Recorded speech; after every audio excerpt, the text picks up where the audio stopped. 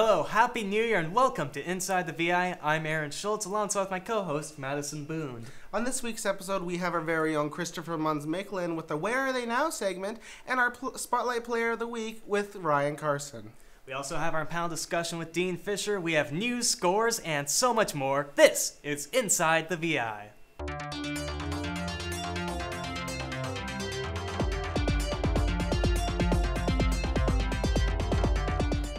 And let's kick off this week's show with news in the Vancouver Island Junior Hockey League and the Nanaimo Buccaneers making a couple of roster changes on December 30th when they moved David Osborne to the Mattawa Blackhawks of the NOJHL.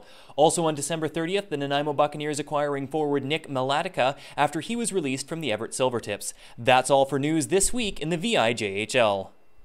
Welcome to our panel discussion. We are now joined by Dean Fisher.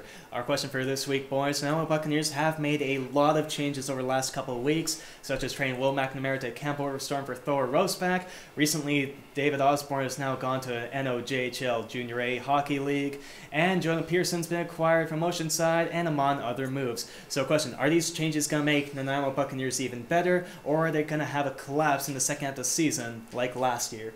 Well, yeah, you look back to last year and you just think, wow, doing so great. Then up to the winter break. Then after that, they just started to fall apart. They started to crumble. And then, it was due to trades, but these are severe trades with the Will McNamara and the other players that have been traded. So I do believe that they will start to crumble. I do not believe that they will be the same team that they are with lost David Osborne, like Will McNamara. So, yeah, I do not believe that they will be a serious contender this year. I'm going to agree with you. I don't think they can be a serious contender, but this could just be a culture change within Nanaimo, because this isn't Brad Knight's team anymore. This is Derek Paczynski's team, and a couple of those core players that were from last year's team, Will McNamara and David Osborne, are gone, and he's bringing in his own players. Like, he's got Jonah Pearson now. He's got Thor Roseback. He's got Nick Malatica from the WHL's Everett Silvertips, so he's sort of changing his own culture with the Nanaimo Buccaneers, but recently hasn't been doing good. A blowout loss to the Sandwich Braves recently, 6-1, and they had to settle for a tie against the Oceanside Generals, 6-6. They allowed 6 goals against the Oceanside Generals. This is something you can't do, and this is something that shows that you're not going to be a contender this year. And with how good Victoria, West Shore, and how Campbell River's been this year, maybe it's not the year for the Buccaneers, but so far it seems like Paczynski is sort of building for the future for his team down the line. Guys, I would have to agree. There's 12 rookies on the Nanaimo Buccaneers. They are a very young team, and like you said, when they traded those veteran players, they got rid of Will McNamara, they got rid of David Osborne, they brought Nick Malanica, but he's still very young. Yeah, he played in the WHL, he didn't play very many minutes, so he's still a rookie. So I definitely agree that they're gonna be in trouble.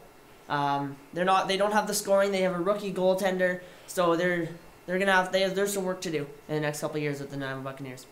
Thanks once again to Dean Fisher and Madison Boone. It's now time for our Spotlight Player of the Week feature on Ryan Carson. Our Spotlight Player of the Week, brought to you by the Queens of Nanaimo, is Ryan Carson.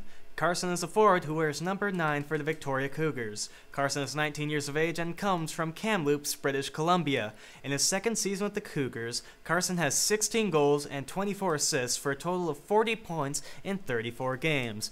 Our Spotlight Player of the Week is brought to you by the Queens, the home for live music in Nanaimo. For more information, please visit www.thequeens.ca. It's now time to take a look at the scores from this past week.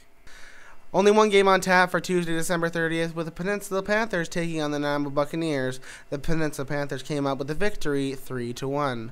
One game on tap for January 1st, New Year's Day, as the Sandwich Braves took on the Peninsula Panthers and won by a score of 1-0.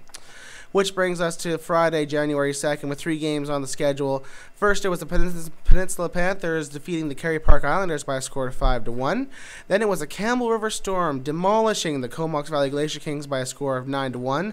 And it wrapped up with the Sandwich Braves defeating the Nanaimo Buccaneers by a score of 6-1. And 2 games on tap for Saturday, January 3rd, as the Kerry Park Islanders went into Comox and came out empty-handed with a 4-0 loss. And the last one was the Nanaimo Buccaneers and the Oceanside Generals tying 6-6. That was all the scores this week in the VIJHL. Which brings us to our Where Are They Now segment with our own Christopher Munns-Micklin, brought to you by Doug Routley, MLA for Nanaimo and North Cowichan. Christopher?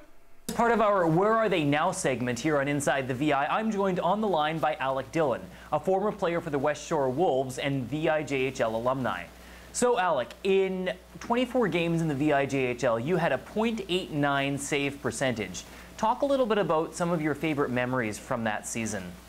I think anytime, especially in my league, the year I played, anytime we played the Cougars, it was a big game, especially for me.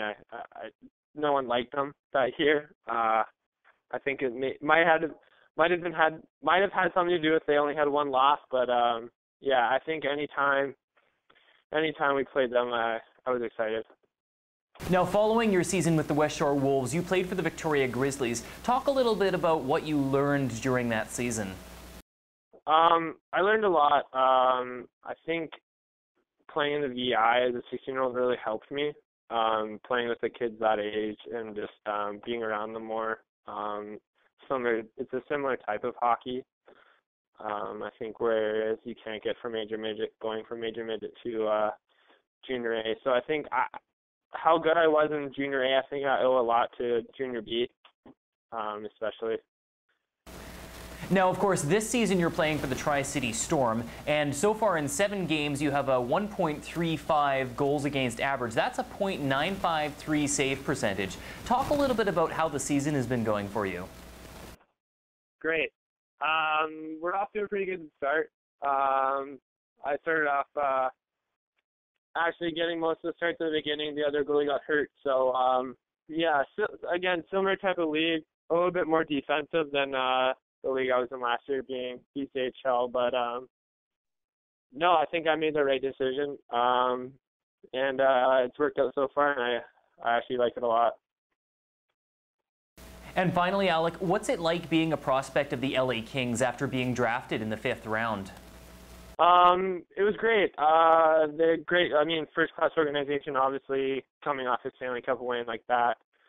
A lot of buzz around the summer, and then it was nice to get into development camp and then coming back for goalie camp, which I learned a lot. I think it helped me out a ton, especially starting the season. I mean, it was all fresh in my head with what I worked on all summer. So, I mean, speechless when it happened. I think I'm glad I went to that organization. So, yeah, great.